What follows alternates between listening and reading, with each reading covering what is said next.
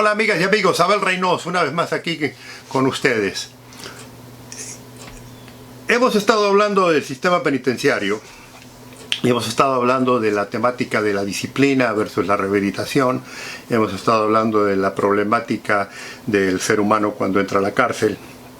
Hemos hablado de qué sucede cuando estos individuos, particularmente los más peligrosos, salen a la calle. Y hemos hablado de la necesidad de que hay ciertos individuos que debieran de ser considerados para una rehabilitación, mientras que hay otros demás que decíamos que son los demasiado peligrosos para dejarlos ir. Pero ahora vamos a hablar de un tema mucho más controversial.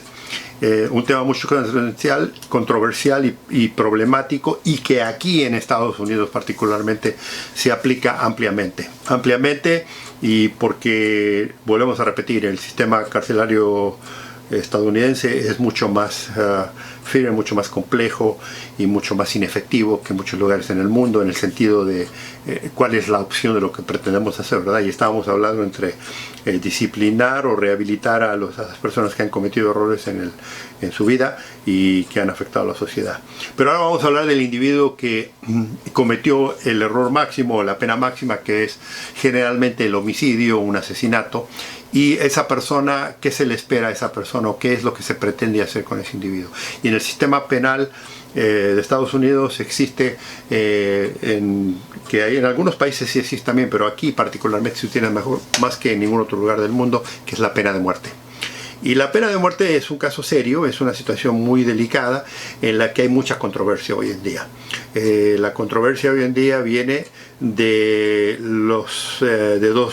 Volvemos a lo mismo, ¿verdad? Dos ideologías, una que es la extrema derecha, que dice que si un individuo comete una falta sumamente grave debe pagar por su osadía y debe pagar con creces y debe ser no solo disciplinado, sino debe escarmentar. Y la pena de muerte cae en esa ideología. El otro, por supuesto, es el otro extremo, en el que dice que una persona, por más mal que haga, no debe de ser ejecutada, sino que debe ser condenada a cadena perpetua. Y dentro de esos dos argumentos hay el argumento de que la razón que queremos ejecutar al individuo es porque una vez que se ejecute el individuo, ese individuo no va a cometer más delitos, es una. Otra, que cuesta mucho menos dinero cuesta mucho menos dinero ejecutarlo que mantenerlo. Otro argumento es que las ejecuciones disuaden a otros delincuentes de cometer más delito. Y un último, hay varios más, pero uno de los últimos es que las familias de las víctimas se sienten mucho mejor al final cuando se ejecuta al malhechor. Esa es la idea. En el lado opuesto, en el lado de la liberal, se argumenta al revés, que cuesta lo mismo, y si no menos, mantenerlo a un individuo preso durante todos los años de su vida. Otro argumento es que el proceso es muy lento para ejecutar a las personas. El otro elemento es que efectivamente no reduce el delito, ni mucho menos los delitos de alta violencia, que supuestamente es el impacto que debe tener.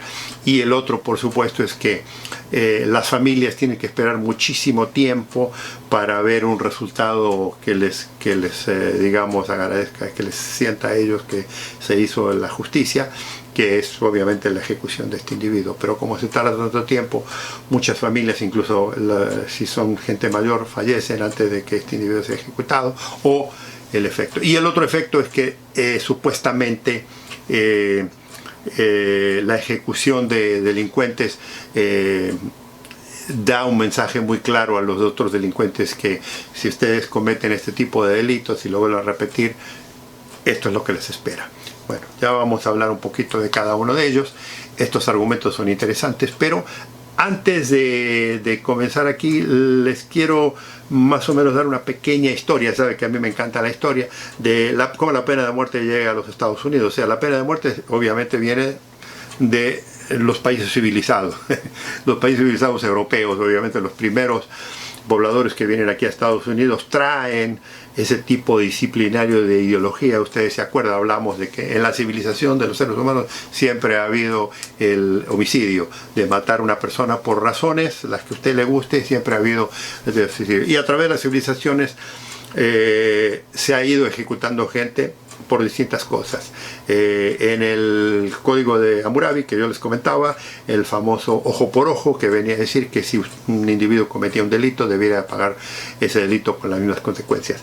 Lo mismo después lo adoptó la Biblia, el ojo por ojo, y entonces esa ideología que viene de la cultura digamos de Medio Oriente, de la cultura del ojo por el ojo, se aplica a la cultura europea y después se la transporta a nuestros países, digamos a las Américas. Y aquí en Estados Unidos los ingleses y los holandeses la traen con ellos y la empiezan ellos a utilizar. Primero esporádicamente, pero después empieza a acelerar. Ustedes recuerdan que había en una época donde se creía mucho en la brujería, que había ciertas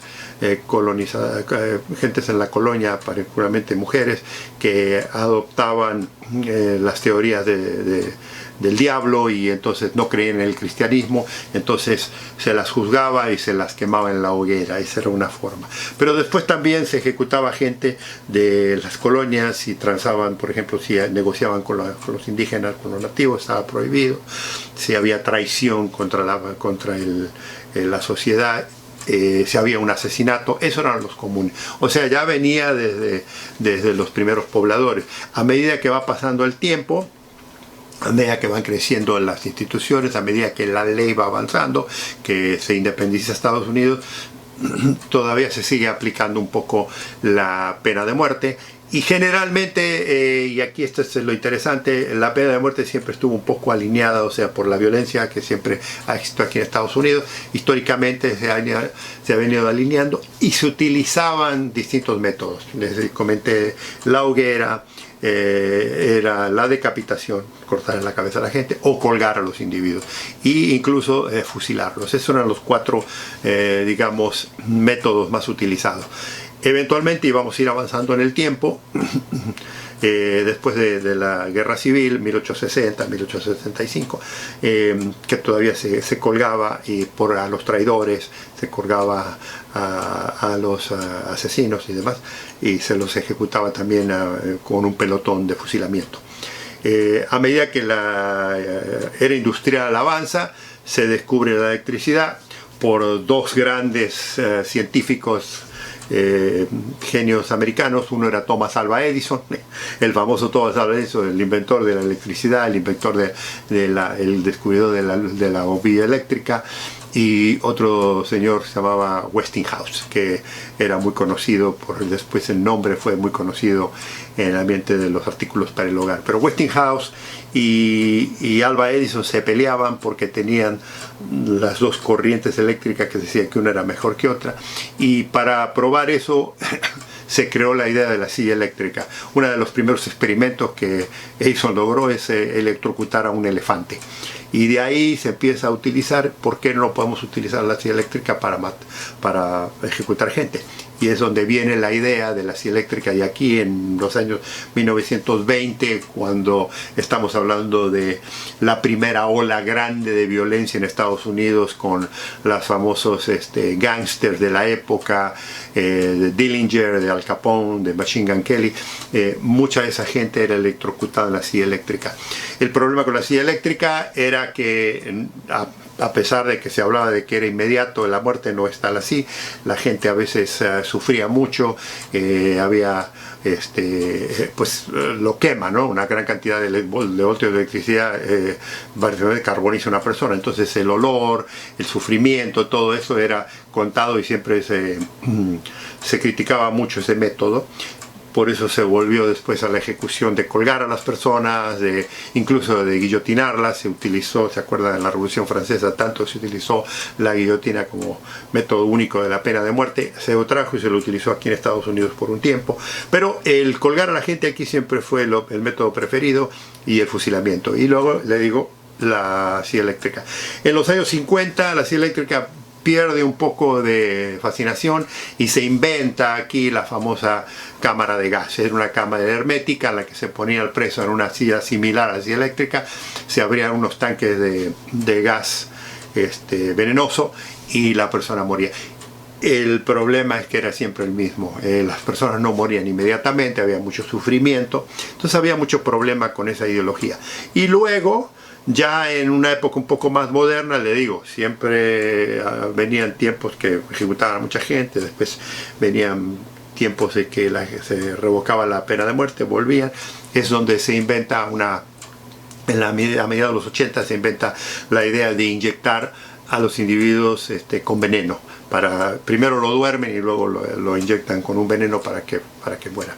Y esto es el método que todavía hoy se utiliza, y aquí en Estados Unidos en este año, en el 2021, todavía se ejecuta a esa gente en 27 estados que hay, que todavía de los 50 estados, 27 tienen pena de muerte. Ese es el método que más se utiliza.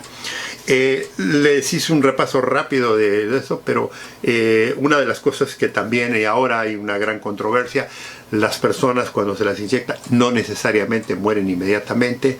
O sea, no hay nada que ha podido en realidad ser algo tan efectivo como así para aliviar el sufrimiento. Ahora, se recuerda los puntos que les comenté al principio, se recuerda que hay argumentos a favor y argumentos en contra. Ahora vamos a averiguar si son ciertos. Estudios, se han hecho muchísimos estudios y hay unos argumentos, usted no tiene ni idea, amigos y amigas, la cantidad de argumentos y de peleas que suceden todos los días con esto de la pena de muerte en muchos lugares. Y está el individuo que quiere que se ejecute a un malhechor, sobre todo le digo si voy a ser un asesino, un violador, ha hecho algo verdaderamente deprimente o aberrante, quieren que lo ejecuten porque la ideología que nosotros todos los hablamos en todo el mundo. Y la razón que traigo esto es porque mucha gente en todo el mundo habla de la pena de muerte. No hay que fusilarlo, no hay que ejecutarlo, no hay que colgarlo, no hay que quemarlo, no hay que electrocutarlo. Esto es la experiencia que hemos tenido aquí en Estados Unidos. Entonces la idea es, una vez que es muerto, este individuo ya no va a cometer ningún delito. El famoso muerto el perro, se acabó la rabia. Luego se habla de que matando a estos individuos se da un mensaje a la sociedad que si usted comete este delito, esto.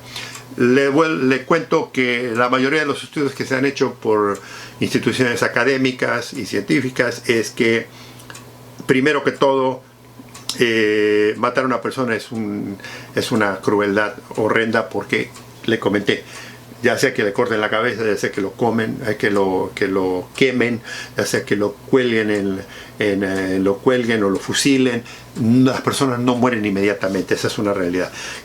O sea, hay una parte del ser humano que todavía sufre. Es más, durante la Revolución Francesa se habla muchas veces de que cuando se guillotinaba a la persona, el cerebro y la persona todavía tenían unos poquitos tiempos de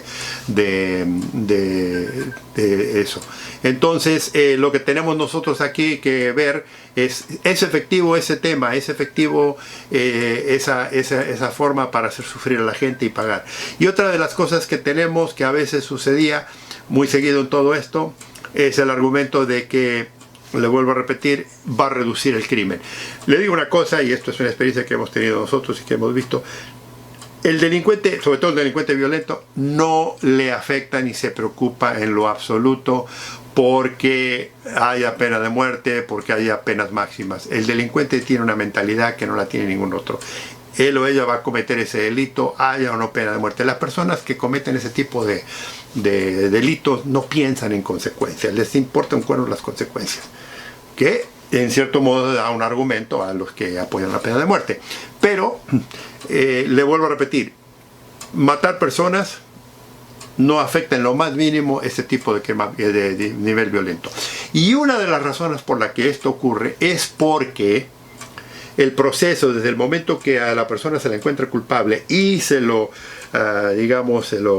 ajusticia y se lo decide eliminar, o sea, ejecutar, tarda muchísimo tiempo, porque el sistema legal en todo el mundo es muy lento. Y entonces, bajo el sistema legal, el gobierno se quiere asegurar, el sistema judicial se quiere asegurar que la persona tiene todos los beneficios de la ley antes que sea ejecutado. Y entonces los procesos, como todos los procesos jurídicos, tardan años. Generalmente aquí en Estados Unidos puede tardar entre 20 a 25 años el proceso, digamos, apelatorio de un individuo. O sea, ¿Cuál es el efecto de que usted argumenta, digamos, la gente que está argumentando esto, que va a afectar al delincuente, que si usted comete un delito va a afectar? Ese es uno.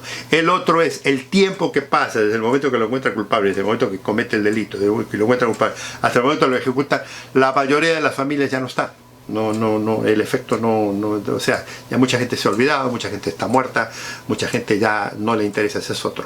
Y el otro, el cuento famoso es cuánto dinero cuesta. Pero si usted interpone que defender a uno de estos individuos que están, digamos, esperando ser ejecutados, tienen derecho a defenderse, años y años de costos legales para defender. Y el último, que es el que ahora más que nada ha tomado mucho auge, es que, acuérdese lo que decíamos, la justicia no es tan justa.